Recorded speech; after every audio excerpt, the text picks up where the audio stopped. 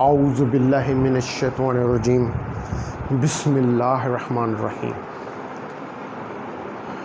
Dear students, अस्सलामु अलैकुम वरहमतुल्लाहि वबरकातुहू। Lecture number 4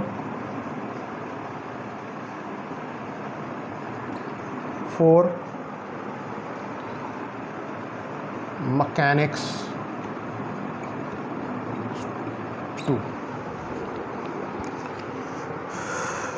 lecture number 4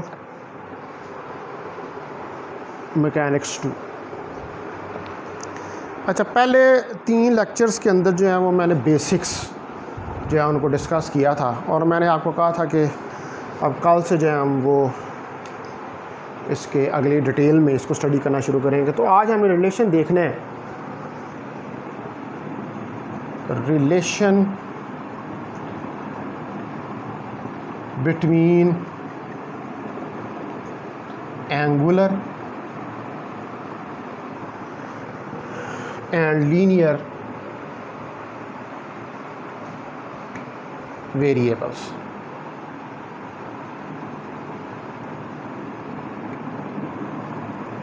linear और एंगुलर वेरिएबल्स में रिलेशन देखना है और पहले हमें देखनी है scalar form. First of all हमने स्केलर फॉर्म जो है उसको देखना है। तो इसके अंदर सबसे पहले जो है मैं क्या करता हूँ, एक फिगर ड्रा करता हूँ इस चीज़ को समझने के लिए। तो वो फिगर देखें आप पहले। रोटेशनल मोशन आपको पता है सर्कुलर पाथ होता है। तो ये एक्स और वाई और इसके अंदर ये एक सर्कुलर पाथ है। यहाँ पर ये सेंटर है, इधर कोई पॉइंट पी है और इधर कोई पॉइंट क्यू है। इनको मिला दें यहाँ से, तो ये आर्क लेंथ हमारे पास बन जाएगी। ये आर इसका रेडियस, ये क्या है, ये आर्क लेंथ, ये आर्क है पी क्यू। यहाँ से कोई एंगल फाई हमारे पास बढ़ रहा है। तो आपने ये हमने स्टडी किया था प्रीवियसली कि आर्क लेंथ जो होती है, आर्क एस, वो आर थीटा के बराबर होती है। तो हमने यहाँ पर थीटा को फाई लिया हुआ है, तो वो हो जाएगी आर फाई, इसके बराबर हो जाएगी। ये मेरे पास कोई इक्वेशन ए जो है वो आ जाएगी। अगर मैं इसको डिफरेंशिएट करूँ इस इक्वेशन को विद रिस्पेक्ट टू टी, यानी कि D S over D T R D phi over D T, R D phi over D T. तो D S over D T क्या है? D S over D T that is velocity, speed, और D phi, R तो radius है constant है, D phi over D T rate of change of angle with respect to time, that is omega angular. तो v is equal to R omega, ये पहला relation आ गया। और ये क्या होती है? ये वी टी होती है, टेंजेंशियल वेलोसिटी होती है। ये मैं बड़ी डिटेल के साथ इनको प्रीवियस लेक्चर्स के अंदर मैंने डिस्कस किया है। तो ये V T is equal to R omega, ये पहला रिलेशन आ गया। अब उसके बाद ये तो वेलोसिटी और एंगुलर, टेंजेंशियल वेलोसिटी और एंगुलर वेलोसिटी को हमने आपस में कर लिया। ये V T is equal to R omega, ये क्या है? ये हमारे पास इक्वेशन नंबर बी है। ओमेगा एंगुलर वेलोसिटी है, वी टी टेंजेंशियल वेलोसिटी, ठीक है। और R radius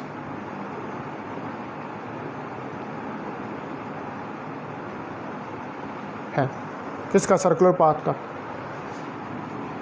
of circular path, इसका रेडियस। ठीक हो गया जी। तो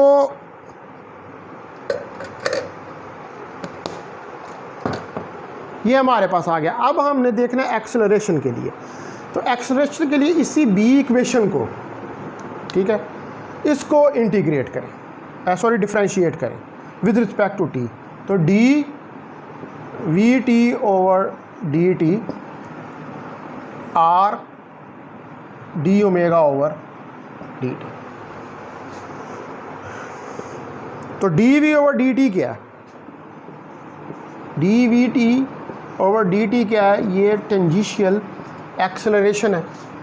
और D omega over D T क्या है? ये हमारे पास angular acceleration alpha.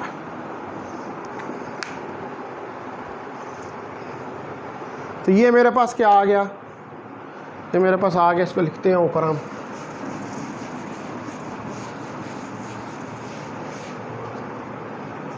A T is equal to R alpha. A T क्या है? टेंजिशियल एक्सेलरेशन, ठीक है। और अल्फा क्या है? एंगुलर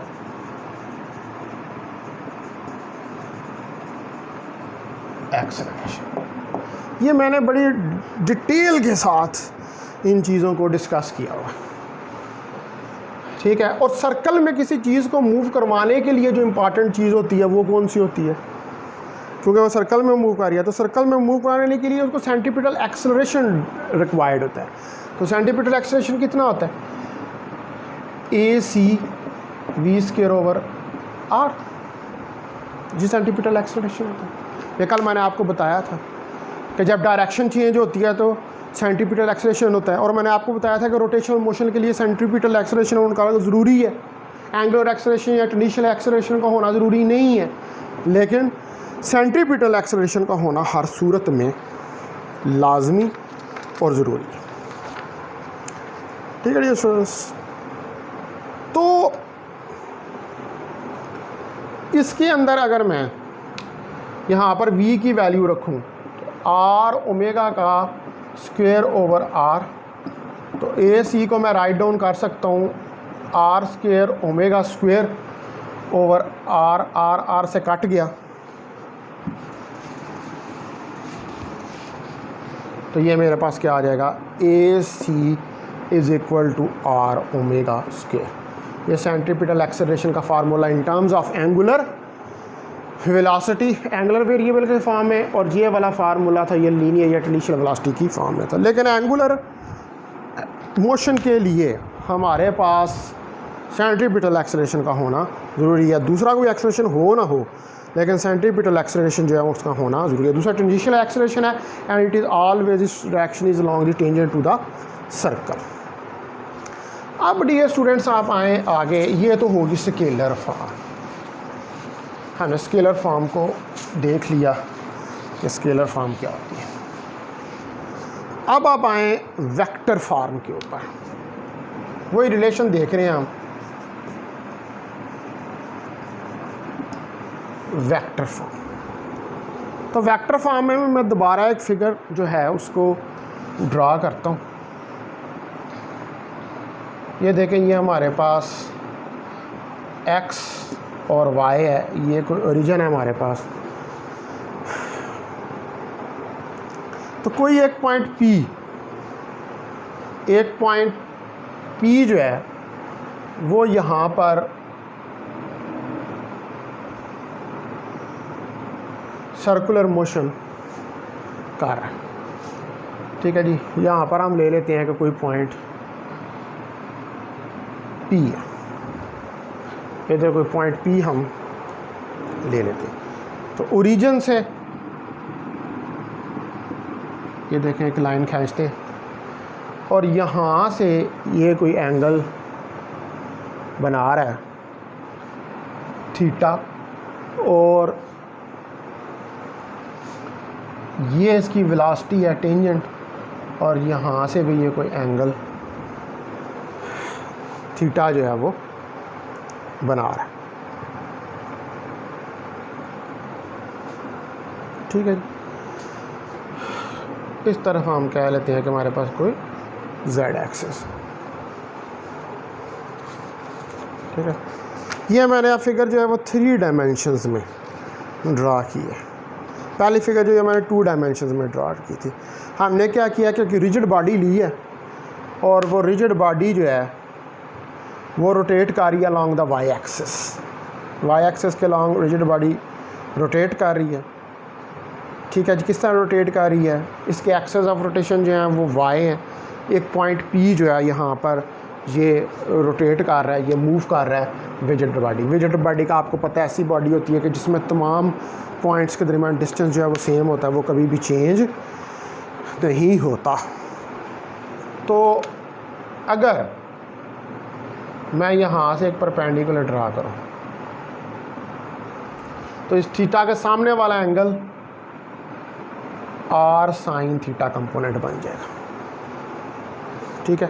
क्योंकि यहाँ से एक ट्रायंगल बन रही है, यहाँ से ये 90 डिग्री का एंगल है हमारे पास। तो हमें पता है कि v वेलोसिटी आर ओमेगा होती है, लेकिन यहाँ से ये डिस्टेंस परपेंडिकुलर डिस्टेंस जो है वो आर साइन थीटा है। तो आर साइन थीटा से रिप्लेस हो जाएगा, तो v इज इक्वल टू हो जाएगा आर साइन थीटा ओमेगा। यहाँ v होगा आर ओमेगा साइन थीटा, यहाँ इसको आप लिख सकते हैं वेक्टर फॉर्म में आर क्रॉस ओमेगा। ये है मेरे पास इक्वेशन नंबर ए आर, ठीक है। इसी तरह आप जो है वो इस चीज़ को देख सकते हैं कि हमारे पास एक्सेलरेशन जो है उसका फार्मूला क्या निकलेगा, ठीक है। एक्सेलरेशन वेक्टर फॉर्म में चाहिए हमें, तो v is equal to R cross omega आया हमारे पास। तो आप क्या करें, इसको डिफरेंशिएट करें विद रिस्पेक्ट टू t, ये चीज़ आ जाएगी। तो dv ओवर dt हमारे पास dr over dt cross omega plus R cross D omega over D T. तो D V over D T is equal to D R over D T किसके बराबर होगा, D R over D T V के बराबर cross omega plus R cross alpha. D omega over D T, D R over D T बराबर है v के, और D omega over D T बराबर है अल्फ़ा के। यह रहेगा v cross omega R cross alpha. v cross omega जो है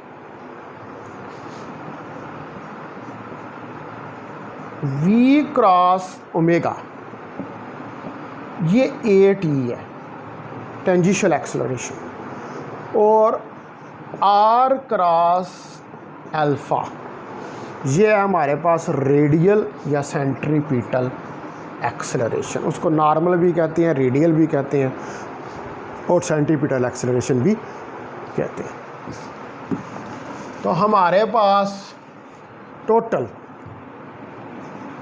ए नेट किसके बराबर आ गया, A T plus A R के, या इसको लिख सकते हैं A net A T plus A C, या इसको लिख सकते हैं A net A T plus A N. ये सारे नॉर्मल रेडियल ये सारे जो हैं इनके नाम हैं, ठीक है dear students.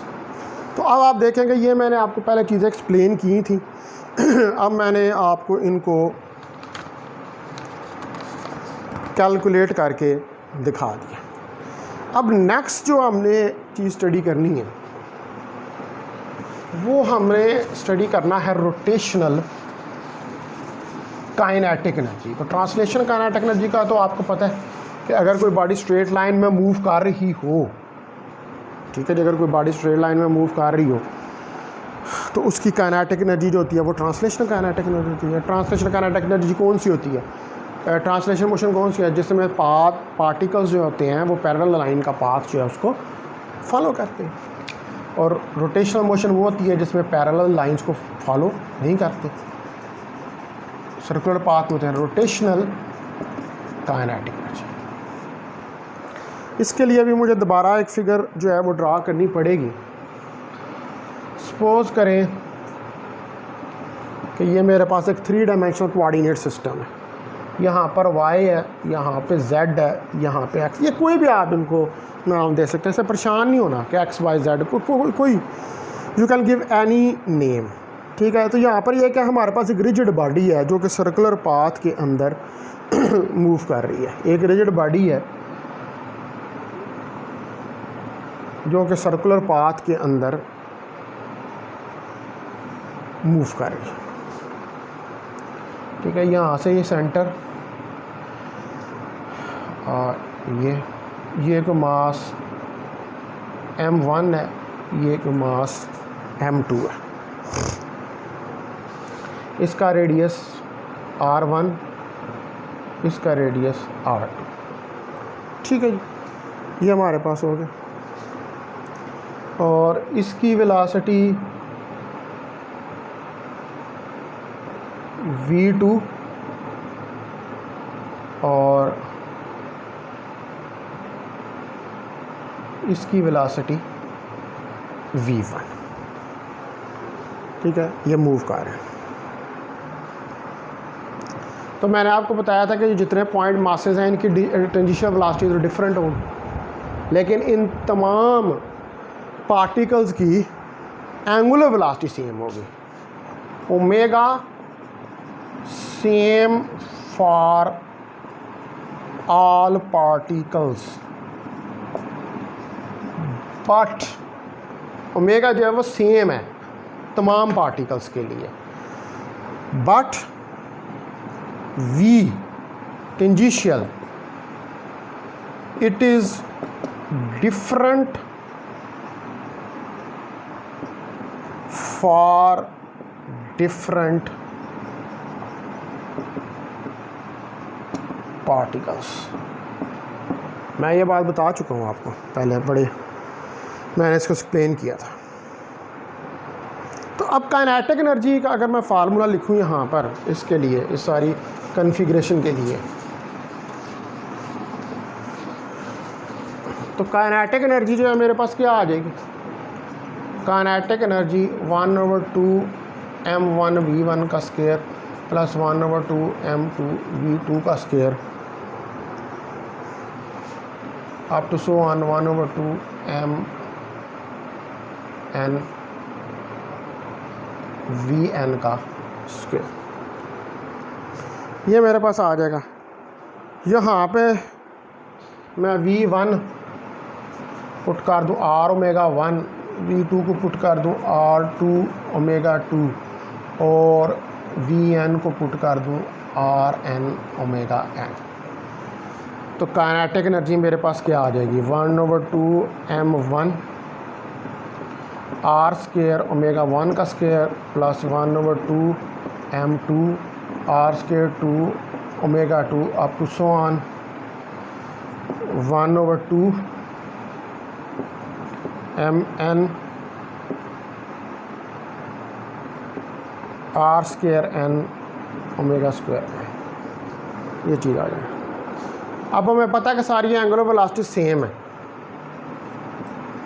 Omega 1 omega 2 omega 3 is equal to omega, लेकिन मासेस डिफरेंट है। m1 is not equal to m2 is not equal to mn, लेकिन मासेस जो हैं वो एक दूसरे से डिफरेंट है। तो ये वेलोसिटी यहाँ से फिर ये एंगुलर कॉमन निकल आएगी, तो काइनेटिक एनर्जी हमारे पास क्या हो जाएगी? 1/2 m1 r² 1 plus 1/2 m2 r² 2 up to so on 1/2 mn r² n। और इसके बाहर यहाँ से आप कॉमन निकाल लें,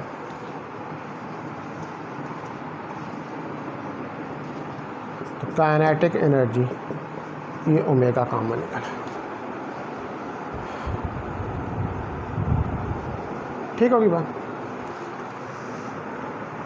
तो इसमें से आप 1/2 को भी कॉमन निकाल सकते हैं। ठीक है जी, 1/2।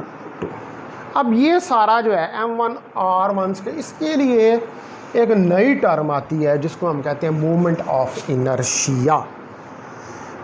ये क्या, I m1 r² 1 plus m2 r² 2 up to so on mn r² n। इस I को कहते हैं मोमेंट ऑफ इनर्शिया। और इसको मैं अगर यहाँ पर वैल्यू पुट कर दूँ तो काइनेटिक एनर्जी मेरे पास 1/2 I ओमेगा स्क्वायर, यहाँ पर स्क्वायर भी आना था, ओमेगा स्क्वायर के बराबर आ जाएगी। ठीक है, 1/2 I ओमेगा स्क्वायर। तो ये हमारे पर रिक्वायर्ड एक्सप्रेशन है किसका, रोटेशनल काइनेटिक एनर्जी का। अब कल जो है मैं डिटेल के साथ फिर मोमेंट ऑफ इनर्शिया को डिस्कस करूँगा। ठीक है, फिर हम उसमें देखेंगे कि हम रॉड का या डिस्क का या सफ़ियर का मोमेंट ऑफ इनर्शिया जो है वो किस तरह कैलकुलेट कर सकते हैं। और उसके अंदर फिर हम पैरेलल एक्सिस थ्योरम और परपेंडिकुलर एक्सिस थ्योरम जो है उनको डिस्कस करेंगे। हम रिंग का मोमेंट ऑफ इनर्शिया निकाल के देखेंगे, हम डिस्क का मोमेंट ऑफ इनर्शिया जो है उसको निकाल के देखेंगे। ठीक है, ये सारी चीज़ें जो हैं इनको हम स्टडी करके देखें। तो आज के लिए इतना ही। आज आपको मैंने रोटेशनल काइनेटिक एनर्जी का बता दिया है, आपको मैंने जो है वो ये बता दिया कि वेरिएबल्स जो हैं, एंगुलर लीनियर वेरिएबल्स जो हैं, हम किस तरह इनके दरमियान में रिलेशन जो है उसको डेवलप करते हैं। तो ये सारी चीज़ें हमने जो हैं वो डिस्कस करके देख ली हैं। तो कल फिर हम मोमेंट ऑफ इनर्शिया को डिटेल के साथ डिस्कस करना शुरू करेंगे।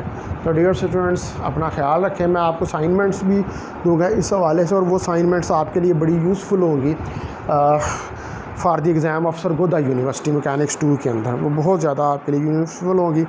मेरी बुक जो है वो आने वाली है जल्द मार्केट में, वो आपको मैं बुक जो है वो रिकमेंड करूँगा, अपनी ही बुक। और दूसरा ये है कि आप मेरे लेक्चर्स को फॉलो करते जाएं, इनको नोट करते जाएं, तो इंशाल्लाह ताला आपको कोई मसला नहीं होगा। बहुत शुक्रिया डियर स्टूडेंट्स। अस्सलाम वालेकुम व रहमतुल्लाहि व बरकातुहू।